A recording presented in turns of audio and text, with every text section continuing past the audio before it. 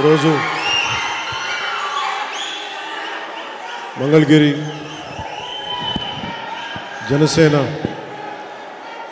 కేంద్ర కార్యాలయంలో మీ అందరి సమక్షంలో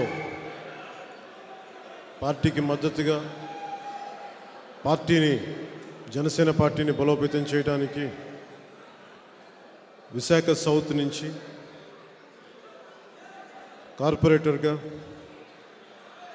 ఉత్తరాంధ్ర మైనారిటీ నాయకులుగా శ్రీ డాక్టర్ మొహమ్మద్ సాదిక్ గారికి మనస్ఫూర్తిగా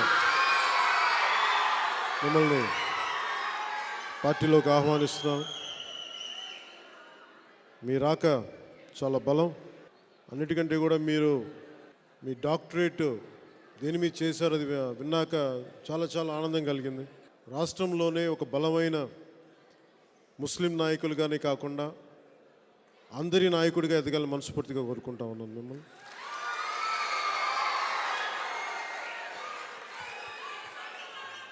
మనస్ఫూర్తిగా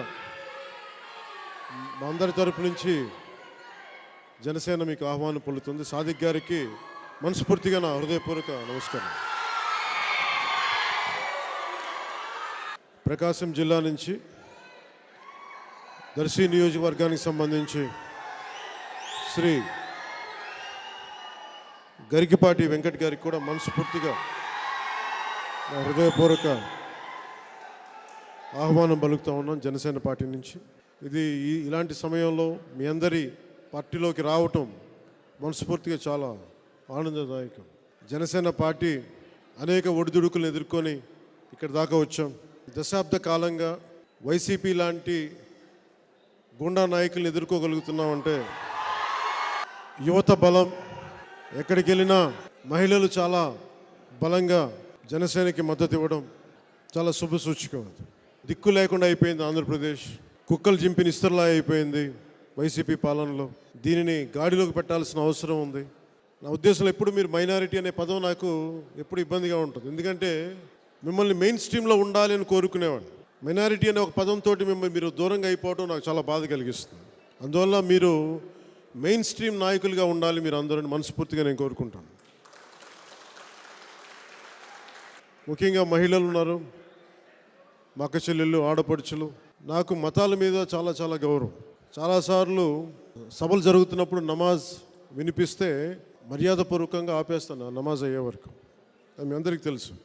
ముఖ్యంగా ముస్లిం సమాజానికి మీ అందరికీ ఒక భయం, ఒక ఇబ్బందికరమైనది ఏముంటుందంటే నేను బీజేపీతో ఉన్నాను, అది అందువల్ల మేము రాలేకపోతున్నాం అని చెప్పి నన్ను ప్రేమించే చాలామంది నా అభిమానులు కూడా చెప్తూ ఉంటారు.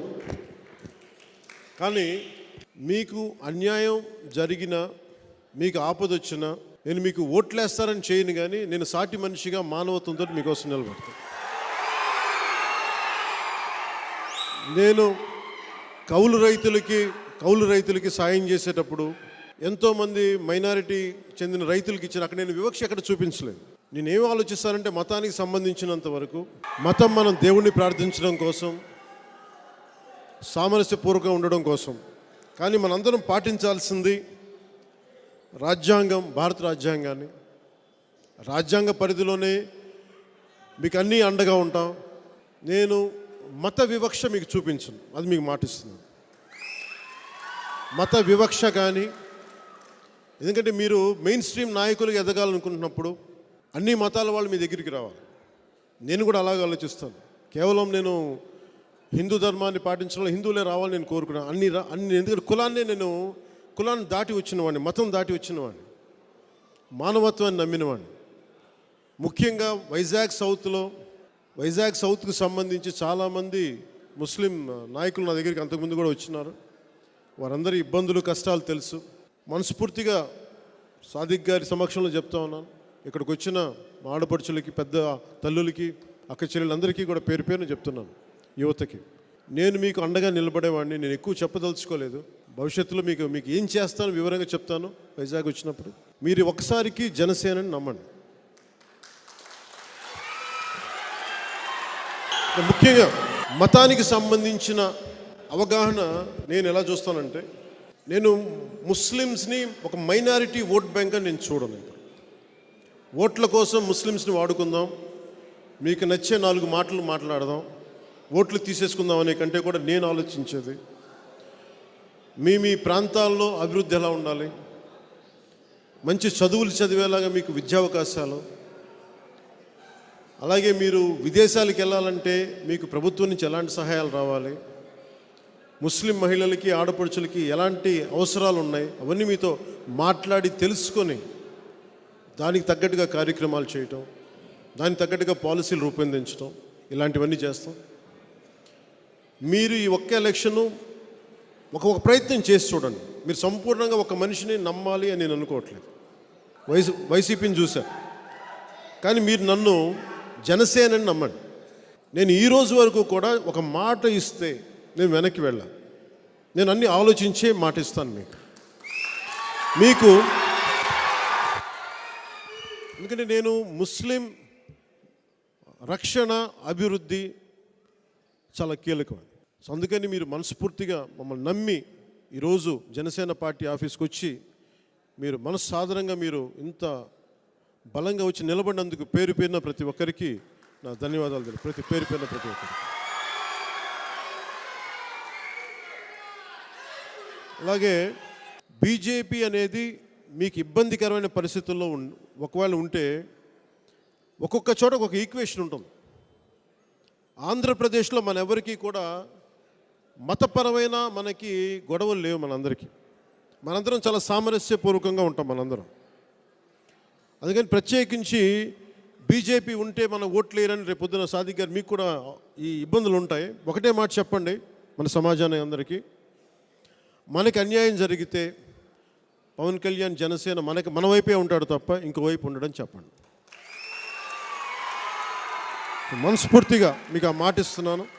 దయచేసి పెద్ద మనసుతోటి మీరు అర్థం చేసుకొని, నేను రాష్ట్ర ప్రయోజనాలని మన ప్రయోజనాలని దృష్టిలో పెట్టుకుంటాను తప్ప వేరే పెట్టుకోను. మన సమాజాన్ని కూడా ముఖ్యంగా మీరు వివరించాల్సింది, కేంద్రంలో ఎవరు వచ్చినా నేషనల్ పార్టీసే వస్తాయి, మేజర్ సత్తా ఉన్న పార్టీలు. మనకి ఇష్టం ఉన్నా లేకపోయినా ఎవరితో ఒకరితోనే కలవాలి. నేను ఉన్న పరిస్థితుల్లో, మన రాష్ట్ర విభజన పరిస్థితుల్లో నేను భారతీయ జనతా పార్టీ పక్షం వహించాను. ఎవరికి కూడా రాజ్యాంగ పరిధిలో వాళ్ళు ఎవరైనా సరే రాజ్యాంగ పరిధికి లోబడే పనిచేయాలి. అది భారతీయ జనతా పార్టీ కావచ్చు, ఏ పార్టీ అని కావచ్చు. సో మేము తీసుకుంది భారతీయ జనతా పార్టీ అలయన్స్ తీసుకున్నాం. కానీ ఏ రోజైనా సరే మన రాష్ట్రంలో ఉన్న ముస్లిం సమాజానికి నష్టం వచ్చినప్పుడు మొట్టమొదటిగా గళమెత్తేది నేనే. అందుకని ఆ భరోసా ఇస్తున్నాను. మీరు దయచేసి నమ్మి మనస్ఫూర్తిగా పెద్ద మనసుతో నిలబడాలి. సాదిక్ గారి నాయకత్వాన్ని బలపరచండి. అలాగే మీరు భవిష్యత్తులో రాష్ట్రానికి చాలా కీలకమైన నాయకులు ఎదగాలి మనస్ఫూర్తి కోరుకుంటున్నాను. అలా గరికపాటి వెంకట్ గారికి కూడా విదేశాల నుంచి వచ్చి రాష్ట్ర ప్రయోజనాల కోసం ఇక్కడ నిలబడుతున్నందుకు మనస్ఫూర్తిగా చాలా చాలా ధన్యవాదాలు.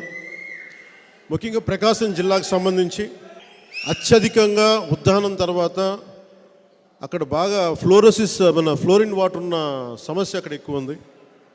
ఎక్కువ వలసలు అక్కడి నుంచే ఉన్నాయి. గనులు తవ్వుకెళ్ళిపోతున్నారు తప్ప ప్రకాశం జిల్లా నియోజకవర్గానికి ఏ ఒక్క నాయకులు పనిచేయట్లేదు. నేను ఒంగోలులో కొంతకాలం ఉన్నవాడిని, కనిగిరిలో కొంతకాలం ఉన్నవాడిని.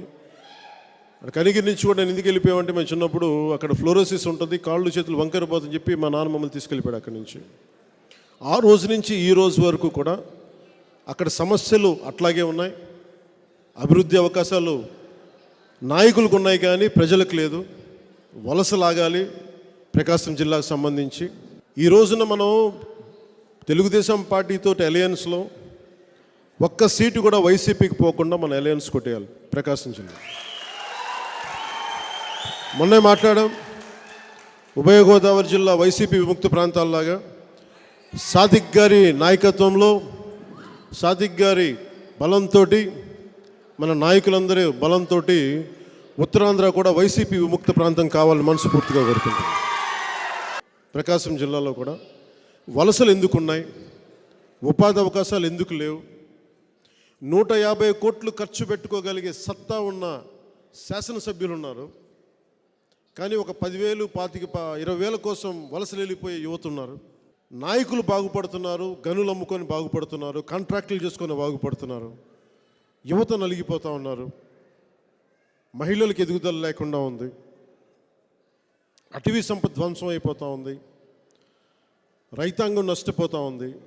మీరు మన అలయన్స్ని కనుక మీరు మనస్ఫూర్తిగా ప్రకాశం జిల్లాలో మీరు నమ్ముతారని ఆశిస్తున్నాను, నమ్మితే మనస్ఫూర్తి అండగా నిలబడితే ప్రకాశం జిల్లాని ఇంకా వలసల బారిన పడకుండా, ఇంకెప్పటికీ కూడా ఈ ఫ్లోరోసిస్ బారిన పడకుండా సంపూర్ణ ఉద్యానం కోసం ఎలాగ కృషి చేస్తూ ఉన్నామో ప్రకాశం జిల్లా కోసం అలాగే కృషి చేస్తాం. ఏ నీటి సమస్య అయితే ఉందో, ఏ నిరుద్యోగం అయితే ఉందో, ఉపాధి అవకాశాల కోసం వలసలు వెళ్లకుండా నేను కోరుకుంటుంది ఈ అలయన్స్ ఒక దశాబ్ద కాలం పాటు ఉండాలి.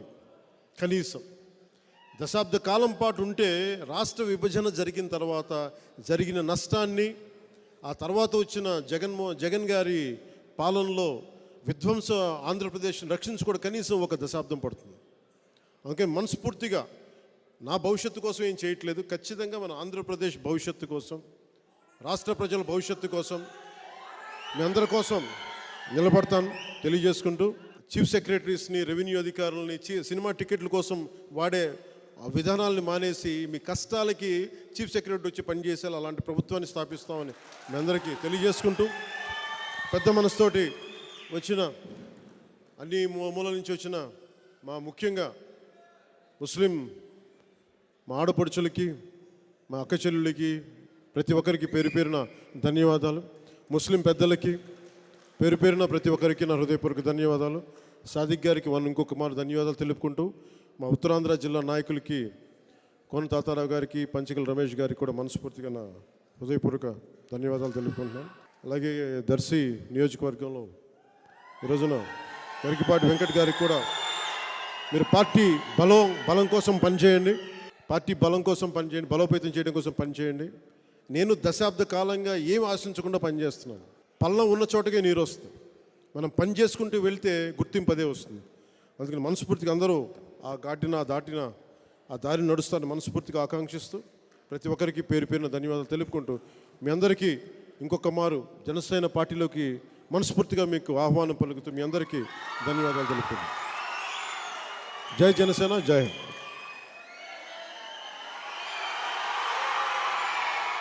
చూసారు కదండి, మరి ఈ వీడియో కనుక మీకు నచ్చినట్లయితే ఒక లైక్ కొట్టేసి మీ అభిప్రాయాన్ని కూడా కామెంట్ బాక్స్లో తెలియజేస్తూ ఇలాంటి ఇంట్రెస్టింగ్ అప్డేట్స్ కోసం మా ఛానల్ని సబ్స్క్రైబ్ చేసుకోండి.